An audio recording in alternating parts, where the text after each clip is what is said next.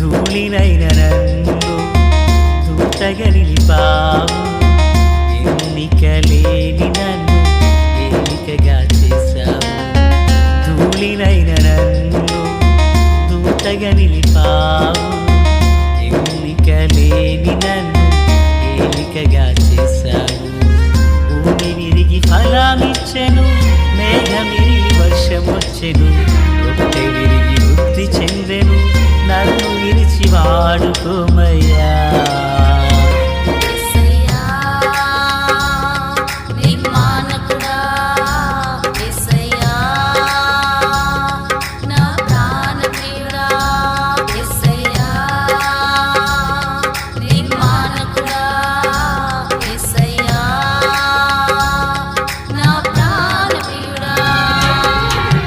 ధూళినైన నన్ను దూతగా నిలిపావు, ఎన్నికలేని నన్ను ఏలికగా చేశావు. ధూళినైన నన్ను దూతగా నిలిపావు, ఎన్నికలేని నన్ను ఏలికగా చేశావు. ప్రభువైనటువంటి యేసుక్రీస్తు వారి పరిశుద్ధమైన నామంలో తండ్రి అయిన దేవాది దేవునికి నిత్యము స్తుతియు స్తోత్రములు, మహిమయు ఘనతయు ప్రభావములు యుగయుగములు ప్రభువునకే చెల్లునుగాక. ఆత్మీయులారా, బాగున్నారు కదా? దేవుని మహాకృపను బట్టి మరో పర్యాయం మనం ఇలాగని కలిసి దేవుని వాక్యాన్ని ధ్యానించుటకు మహాదేవుడు మనకి ఎంతగానో కృప చూపి ఉన్నారు. గడిచిన జనవరి మాసమంతా ప్రభువు కాపాడి ఇదిగో ఈ ఫిబ్రవరి మాసము మరి మొదటిగానే ఆదివారంతో దేవుడు ఆరంభించడం మనకి ఎంతగానో కృప చూపి ఉన్నారు. సంతోషం. ఈ మొదటి దినాన దేవుని సన్నిధిలో గడపడం దేవుడు మనకిచ్చిన గొప్ప భాగ్యం. దయగలిగిన ఆయన ఆత్మచేత మనల్ని నింపి సమభూమి గల దేశమున ప్రభువు మనలందరినీ నడిపించునుగాక. ఈరోజు పునరుత్థాన ఆదివారం.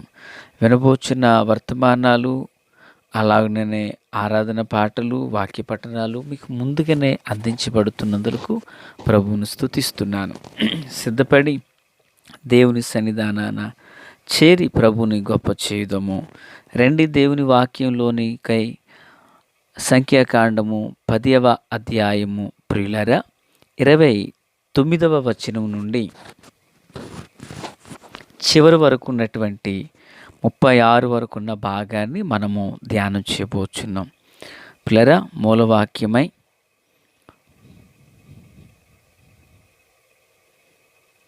32 మరియు నీవు మాతో కూడా వచ్చిన యెడల యెహోవా మాకు ఏ మేలు చేయునో ఆ మేలును బట్టి మేము నీకు మేలు చేయుదమనెను. ప్రార్థన. తండ్రి దేవా, స్తోత్రాలు. చదవబడిన వాక్యం మీది వినుచున్న వారందరూ మీ వారు.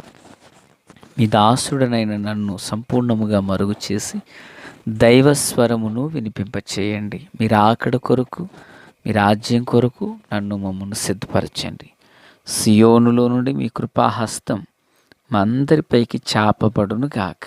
మేలు చేత నింపమని యేసయ్య నామంలో ఆమేన్. ప్రియులారా, బాగున్నారు కదా? ఈ సంభాషణ మాటలు మరి ఒక మామ అల్లుడు అనగా మోషే మరియు తన మామ అయిన ఇత్రోలకు మధ్యన జరిగినటువంటి సందర్భం.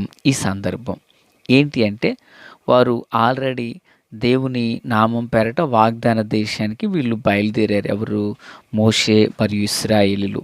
మార్గమధ్యంలో తన మామగారైన ఇత్రో వారిని దర్శించుటకు గాను మార్గమధ్యంలోనికి వచ్చారు. మోషే భార్య అయిన సిప్పోరాను తన 2 కుమారులను తీసుకుని వారితో కొన్ని దినాలు ఈ ఇత్రో ముచ్చటించారు. పిల్లరా, అప్పటికి వారు ఐగుప్తు దేశం నుండి బయలుదేరి ఎంతకాలమైంది అంటే దగ్గరగా 1 సంవత్సరం పైబడే అది జరిగింది. అయితే ఇప్పుడు మోషే మామ అయినటువంటి ఇత్రో తన భార్యను బిడ్డలను మోషేకి అప్పగించిన తర్వాత తాను తిరిగి తన స్వస్థలానికి వెళ్ళిపోతానని అంటున్నాడు. వెళ్ళిపోతాను అన్నప్పుడు మోషే అంటున్నాడు, మాతో కూడా రమ్ము, మేము మేలు చేసేదము అని అంటారు. అప్పుడు ఈయన అంటాడు, అందుకు అతడు నేను రాను, ఆ దేశమునకు నా వంశస్థుల వద్దకు నేను వెళతాను అన్నప్పుడు మోషే అంటున్నాడు, కాదు నువ్వు దయచేసి మమ్మను విడవకు. ఎట్లనగా ఈ అరణ్యములో మేము దిగవలసిన స్థలములు నీకు తెలుసు గనక, ఈ ప్రాంతాలు నీకు తెలుసు గనక నీవు మాకు ఒక కన్నువలే ఉన్నావు అంటారు. లేదా నాకు తెలిసి బైబిల్ గ్రంథంలో ఒక మామ అల్లుళ్ళ మధ్య జరిగిన ఈ సంభాషణ ఎంత దీవెనకరంగా ఉంటుందో, అన్నదమ్ముల గురించి కానీ, లేకపోతే రాజు తన దగ్గర ఉన్న పరిచారకుని గురించి కానీ, అలాగనే బావమరిదిని గురించి కానీ, ఒక మంచి ఆత్మీయ సంబంధం, రక్త సంబంధం, బాంధవ్యాలను గురించి శ్రేష్టమైన నైతిక, భౌతిక, ఆత్మీయ విలువలు నేర్పింది దేవుని వాక్యం. దేవుని వాక్యం పిల్లరా, ఒక మంచి స్నేహాన్ని గురించి మనం చూడాలంటే దావీదు అబుషాలోమును గూర్చి మనము చూడవచ్చు. క్షమించండి, అబుషాలోము, యోనాతాను. అలాగనే ఒక అన్నదమ్ముల గురించి చదవాలంటే బైబిల్ గ్రంథంలో దావీదు దగ్గర పరిచర్య చేసినటువంటి 3 అన్నదమ్ములు ఉంటారు. వారిలో ఒకరు సైన్యాధ్యక్షుడు. ప్లరా అలాగా ఒక్కొక్కరి యొక్క బంధము, బాంధవ్యపు యొక్క విలువలు మనం తెలుసుకుని అలవర్చుకుంటే, ఒక యజమానుడు ఒక దాసుని గురించి వినాలంటే అబ్రహాము, ఎలియాజరు. ఒక రాజు తన దగ్గర ఉన్న అధిపతి చూడాలంటే బారాకు, సిసెరా. ఇలాగా ఒక అత్త కోడళ్ళ గురించి వినాలంటే రూతు, నయోమి. ఇలాగ ఒక అద్భుతమైన బాంధవ్యాలు గూర్చి విలువలను నేర్పించింది దేవుని యొక్క వాక్యం. ఒక మామ అల్లుడు, ఒక గురువు శిష్యుడు, ఏలియా, ఎలీషా, పౌలు, తిమోతి. ఇలాగా శ్రేష్టమైనటువంటి విలువలను నేర్పింది దేవుని వాక్యం. కనుక ప్రతి ఇంట్లో సెల్ ఫోన్ ఉన్నా లేకపోయినా దేవుని వాక్యం ఉండాలి. పిల్లరా, శరీరం మీద మంచి వస్త్రం ఉన్నా లేకపోయినా హృదయంలో దేవుని వాక్యం ఉండాలి.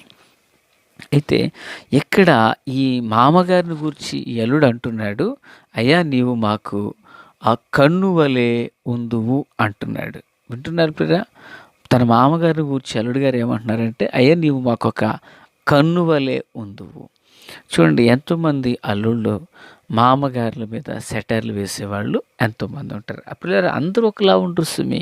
తన మామగారిని ఒక తండ్రిలా చూసే అల్లుళ్ళు లోకంలో లేకుండా పోలేదు. అయితే ఎక్కువ మంది అల్లుళ్ళు తన మామగారిని ఇబ్బంది పెట్టడం, లేకపోతే మామగారిని అల్లుడు ఇబ్బంది పెట్టడం, ఇలాగనే ఎక్కువ కుటుంబాలు లోకంలో ఉంటూ ఉంటాయి. అయితే ఇక్కడ మనం ఒక ఆదర్శవంతమైనటువంటి వ్యక్తులు వీళ్ళిద్దరని చెప్పుకోవాలా. ఒక అల్లుడు తన యొక్క మామను గురించి నీవు మాకు కన్నువలే ఉందువు అంటున్నాడు ఒక మాట. ఇక తర్వాత ఏమంటున్నాడంటే, మరియు నీవు మాతో కూడా వచ్చిన యెడల దేవుడు మాకు ఏ మేలు చేయునో ఆ మేలును బట్టి మేము నీకు మేలు చేస్తాము.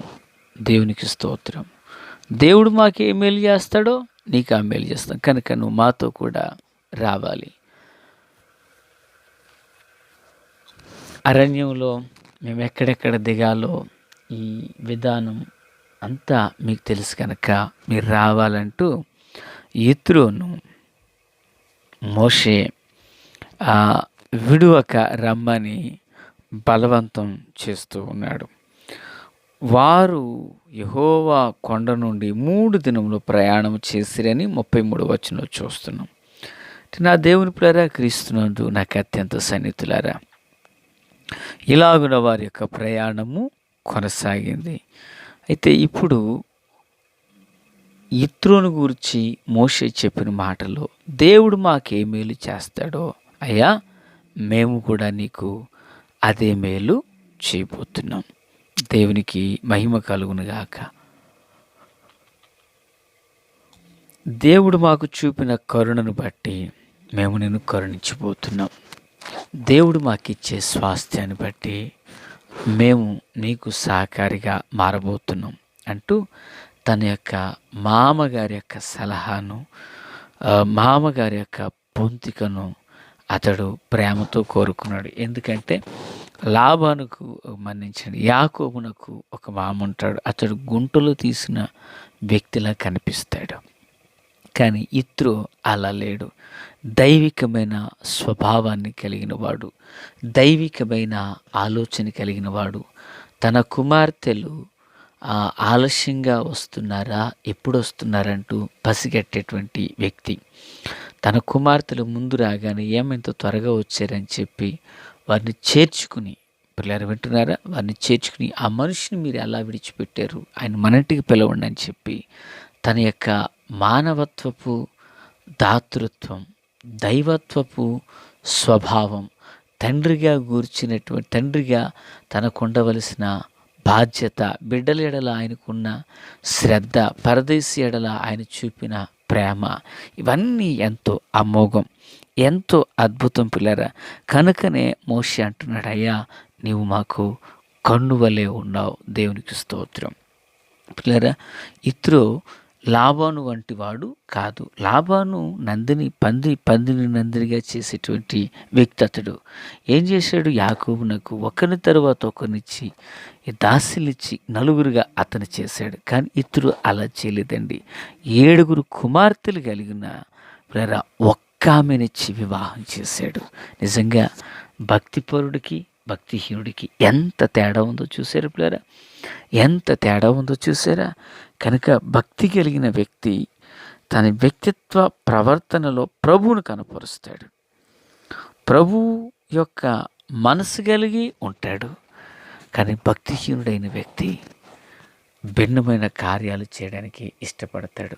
కనుక దేవుని పిల్లలుగా మనం ఇత్రో ఒక మంచి సాక్ష్యాన్ని పొందినట్లుగా ఈ జీవితంలో ఒక మంచి సాక్ష్యాన్ని మనం కలిగి ఉండటకు ప్రయాసపడదాం.